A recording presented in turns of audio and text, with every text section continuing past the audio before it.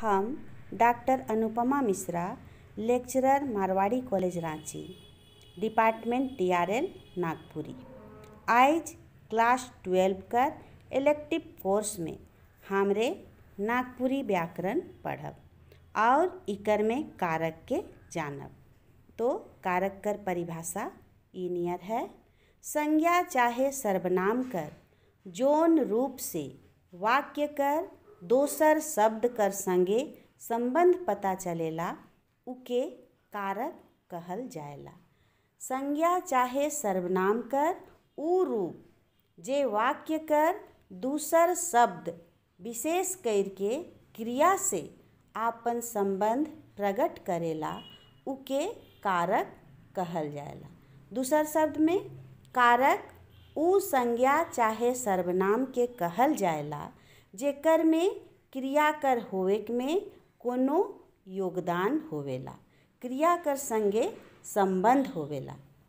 कोनो पूर्ण वाक्य में संज्ञा और सर्वनाम कर मूल रूप से क्रिया से और गौण रूप से अपने से परस्पर संबंध रहेला। जैसे राम सांप के लाठी से मारलक। इकर में मारलक क्रिया कर संबंध राम और सांप दुइयों से है। के मारलक? राम। के मारलक?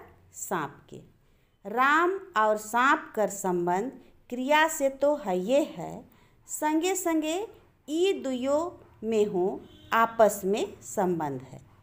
वाक्य में जे शब्द रहेला उकर माझे हो परस्पर संबंध रहेला।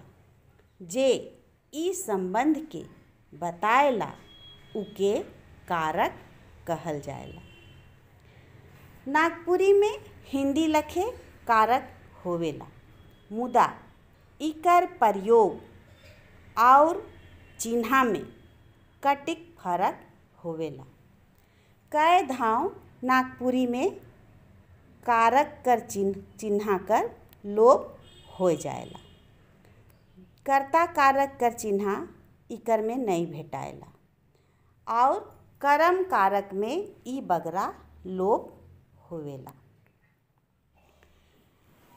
कई ठो कारक कर चिन्हा नागपुरी में बदल जाएला। आज हमरे इके जानब। कर्ता कारक कर चिन्ह नहीं भेटाएला। कर्म कारक के, करण कारक से, सै, संप्रदान कारक लागिन, लाई, ले, के, अपादान कारक ले, से, संबंध कारक क, केर, अधिकरण कारक ए, में, उपरे, संबोधन कारक ए, रे, हो, अरे। अब हमरे देखब कर्ता कारक। इकर नागपुरी में कोनो चिन्हा नखे। कहे के मतलब है इकर प्रयोग नागपुरी में नहीं होवेला। जैसे हिंदी में राम ने कहा, ने कर्ता कारक कर चिन्हा हिंदी में है, मुदा नागपुरी में ने शब्द कर प्रयोग नहीं होवेला। जैसे राम ने कहा, इके हमरे नागपुरी में कहब राम कहलक। जतरू लानलक, हम रोटी खाली। हिंदी लखे नागपुरी में ने चिन्ह कर प्रयोग नहीं होवेला। दूसरा है कर्म कारक। कर्म कारक कर चिन्हा है के। वाक्य में जेकर उपरे क्रिया या काम कर फल पड़ेला उके कर्म कारक कहेना। दूसर शब्द में क्रिया से होवे वाला व्यापार कर फल जोन दूसर वस्तु उपरे पड़ेला उके कर्म कारक कहल जाएला। जैसे कि राम कर्मा के मारलक। ई वाक्य में राम करता है के, क्रिया है के मारे, तो राम मारे क्रिया करेला जेकर फल कर्मा के मिलेला। इकर चिन्हा है के। तीसरा है करण कारक। जोन शब्द काम पूरा करे में मदद करेला उके करण कारक कहल जाएला। माने कि क्रिया कर होवेक में साधन कर रूप में जे काम आवेला उके करण कारक कहेना। इकर चिन्हा से चाहे सय होवेला। जैसे फेकू कलम से लिखेला, गोलू दांत से काटेला। इकर में लिखे क्रिया में मदद कलम करेला तो काटे क्रिया में मदद दांत करेला। तो इकर में करण कारक कर चिन्हा से लागल है। चौथा है संप्रदान कारक। जेकर ले कुछ करल जाए चाहे कोनो देवल जाए उके संप्रदान कारक कहल जाएला। माने कि वाक्य में जेकर ले काम होवत है उके संप्रदान कारक कहल जाएला। इकर चिन्हा लागिन, लाई, ले, के होवेला। जैसे कि मैया ले फराक किनली, तोर लागिन लाइन देली। ले लागिन संप्रदान कारक कर चिन्हा है केकर ले काम होलक मैया ले, केकर ले लाइन देली तोर ले। से ले हियाँ जेकर ले कुछ करल जाएला चाहे कोनो देवल जाएला उके संप्रदान कारक कहेना। अब पांचवा है अपादान कारक। तो अपादान कारक वाक्य में जेकर से कोनो वस्तु कर जुदा होवे चाहे अलगे होवे के बोध होवेला उके अपादान कारक कहल जाएला। मने एक दूसरा से अलग होवे। इकर में टूटे, छूटे, दूर होवे कर भाव भेटाएला। इकर चिन्हा ले, से होवेला।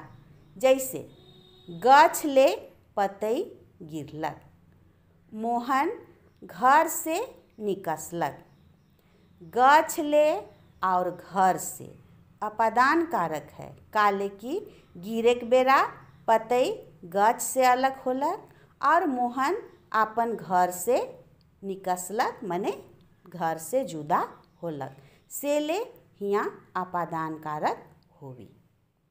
तो छठा है संबंध कारक। जोन संज्ञा चाहे सर्वनाम से कोनो दूसर शब्द कर संबंध चाहे लगाव जानल जाएला उके संबंध कारक कहेना। माने कि क्रिया से जेकर संबंध जानल जाएला उके संबंध कारक कहेना। इकर चिन्हा केर, कर, क हेके। आजकल केर कर प्रयोग बहुत कम होवेला। कर प्रयोग संज्ञा और सर्वनाम दुयो कर संगे होवेला। जैसे कि रोपना कर गरु चरत है, बाबूक माय आलक, पहाड़ कर पखना फोरत हैं। इकर में रोपना कर गरु में गरु कर संबंध रोपना से है। से ले रोपना कर संबंध कारक है। सातवां है अधिकरण कारक। जेके क्रिया कर आधार कर ज्ञान है उके अधिकरण कारक कहल जाएला। नागपुरी में अधिकरण कारक में बेसी कइर के एकारांत व्यवहार करल जाएला। इकर चिन्हा में ए हेके। जैसे बाघ माड़ा में ढुकलक, किताब चौकिए में है, फेकू गछे चघलक।